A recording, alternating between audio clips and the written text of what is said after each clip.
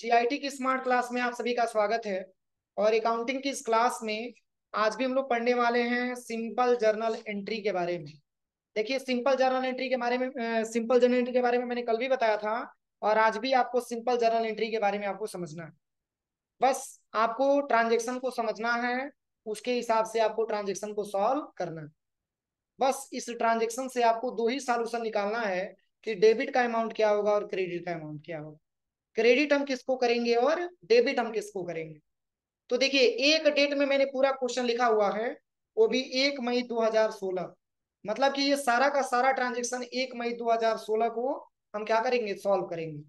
तो डेट में तो बार बार हमको चेंज करना नहीं है, डेट में हम एक ही बार लिख देते हैं 1 अप्रैल 2016। यहाँ पे हम भर दे रहे हैं सबसे पहले 1 अप्रैल 2016। डेट से हमको कुछ बार बार चेंजिंग नहीं करनी। देखिए, इसमें पहला क्वेश्चन लिखा जा रहा है कि 1 मई है ना, 1 मई 2016 को 1 मई 2016 को Rajesh started business with cash RS 50,000। देखिए, अगर क्वेश्चन सॉल्व करने में कोई दिक्कत आ रही है, अगर क्वेश्चन सॉल्व करने में कोई दिक्कत आ रही है, तो आप ये समझिए कि क्वेश्चन को आप समझ नहीं पा रहे हैं कि क्वेश्चन क्या कह रहा है। सबसे बड़ी प्रॉब्लम आपके सामने ये है कि पहले तो आप क्वेश्चन नहीं समझ रहे हैं कि क्वेश्चन क्या कह रहा है।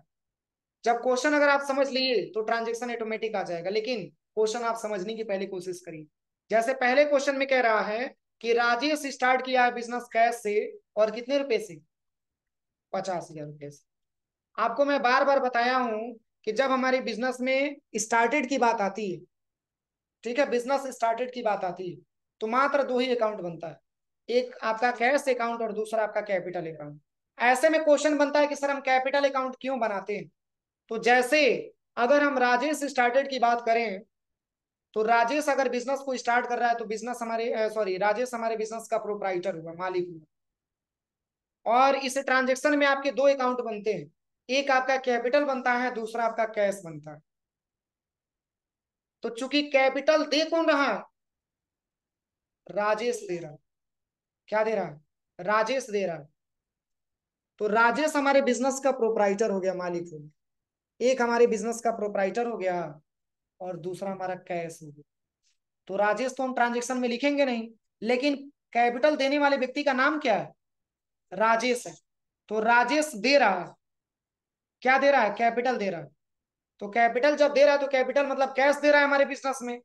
तो अगर कैश दे रहा है और राजेश एक कैपिटल है और कैश दे रहा है हमारे बिजनेस में, तो देने वाले को क्रेडिट किया जाता है पर्सनल अकाउंट के गोल्डन रूल के हिसाब से।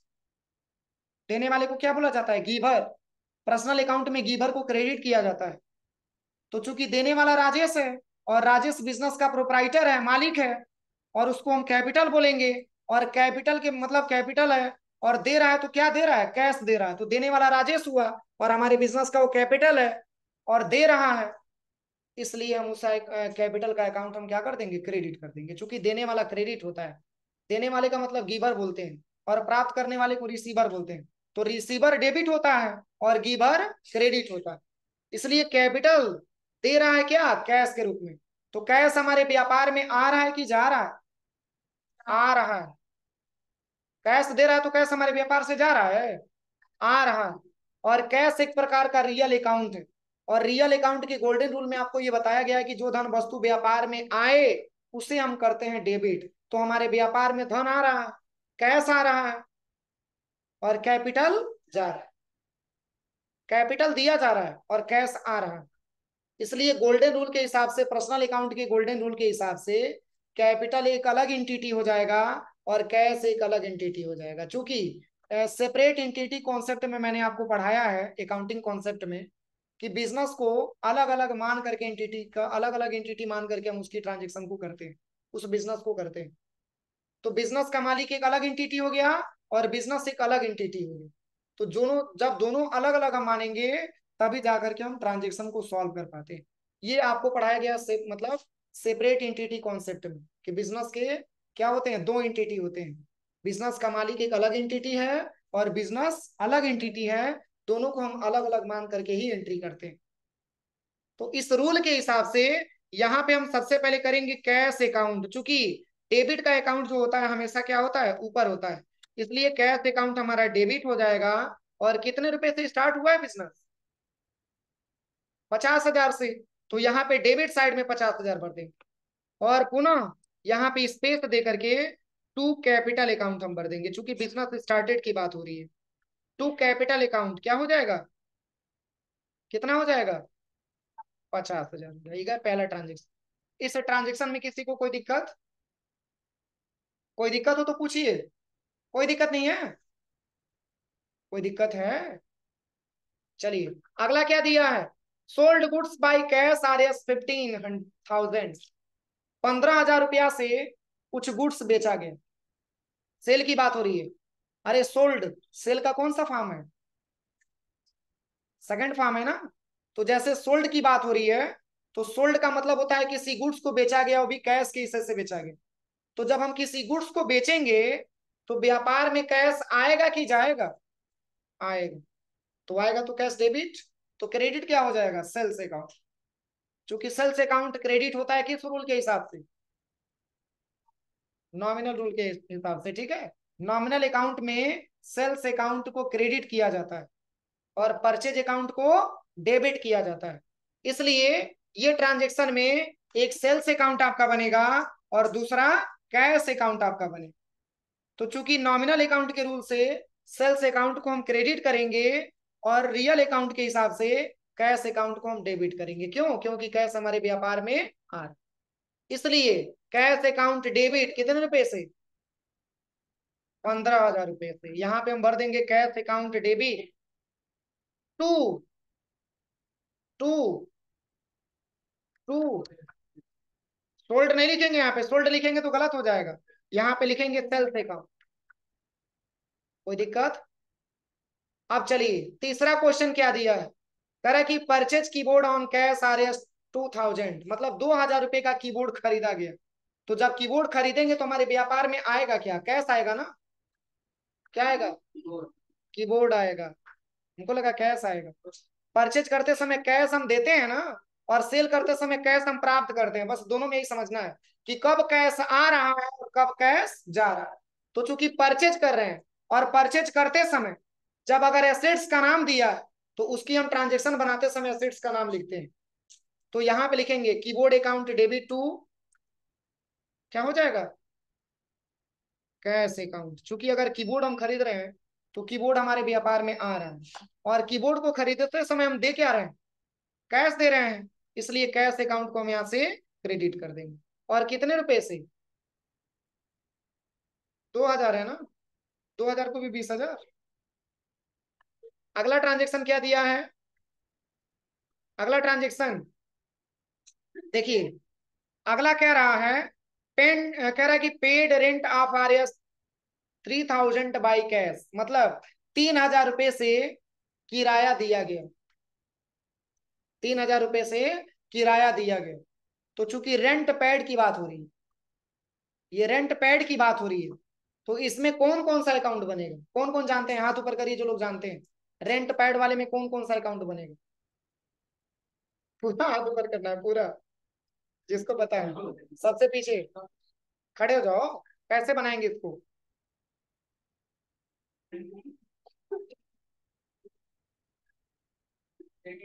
हाँ। हम्म। हाँ निखिल बताओ, खड़े हो जाओ। कैसे इसको, क्या डेबिट और क्या क्रेडिट करेंगे?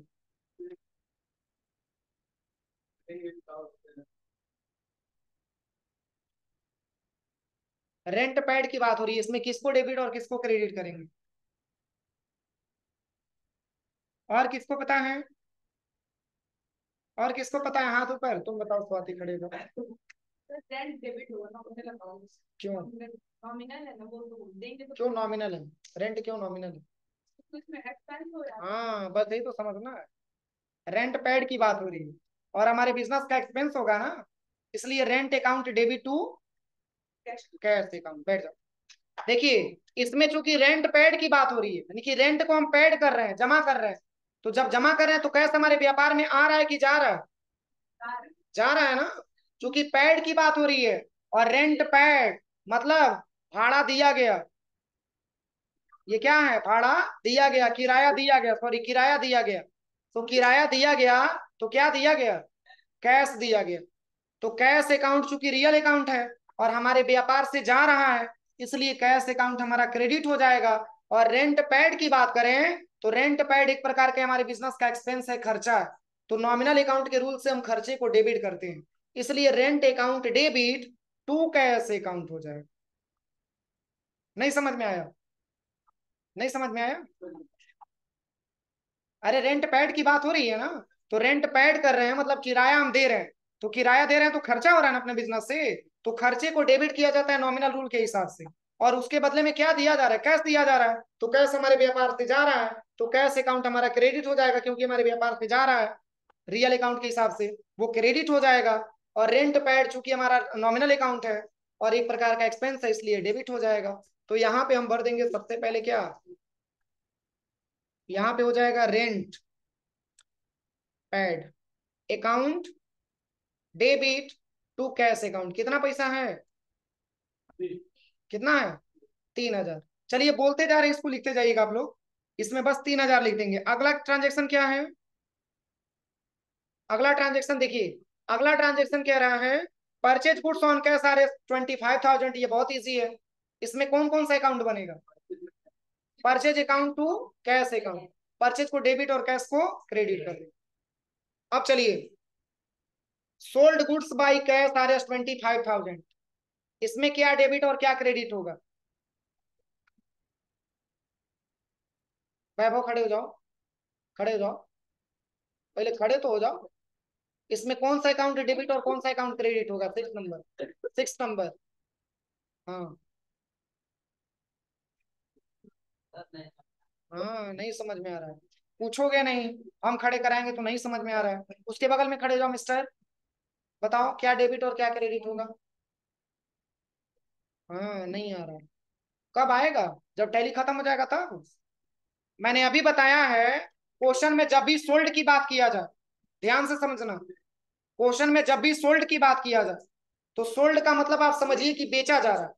यानी कि कोई प्रोडक्ट बेचा गया कैश के रूप में 25,000 रुपए से। मान के चलिए कि प्रोडक्ट का नाम हमको पता तो है नहीं, 25,000 रुपए का कोई कोई प्रोडक्ट हम बेच रहे हैं।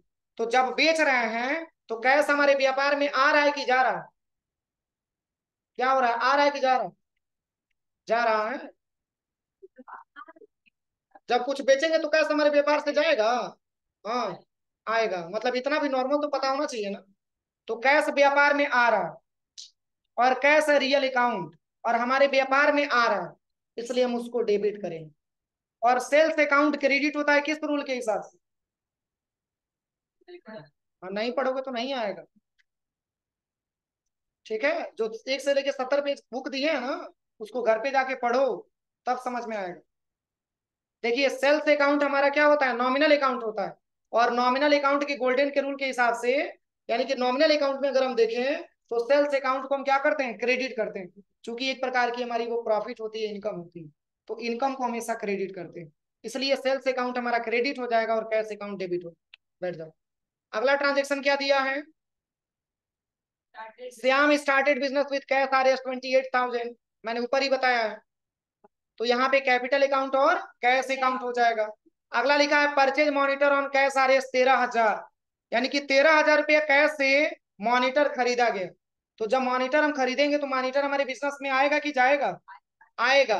तो हमारे बिजनेस में आ रहा है तो मॉनिटर अकाउंट हमारा डेबिट हो जाएगा, और इसके बदले में कैश जा रहा है तो कैश अकाउंट हमारा क्रेडिट हो जाएगा। अगला क्या है, Raju started business with cash R S 15,000, यानी कि राजू अपना बिजनेस स्टार्ट करते हैं 15,000 रुपए कैश से।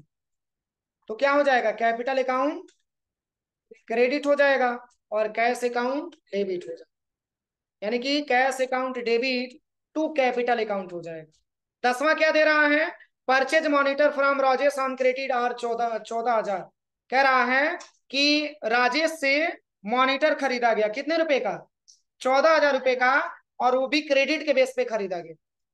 तो इसमें चूंकि मॉनिटर अगर खरीद रहे हैं तो मॉनिटर हमारे बिजनेस में आ रहा है, तो यहां पे हम सबसे पहले भर देंगे मॉनिटर अकाउंट। क्या हो जाएगा, मॉनिटर अकाउंट डेबिट, और कितने रुपए से, 14,000 है ना, तो यहाँ पे हम भर देंगे 14,000। और किससे खरीदा जा रहा है? देखिए, अब इसमें एक समझिए, अगर इसमें केवल क्रेडिट को हटा करके कैश रख दिया गया होता तो इसमें हम राजेश का नाम मेंशन नहीं करते, क्योंकि क्रेडिट की बात हो रही है।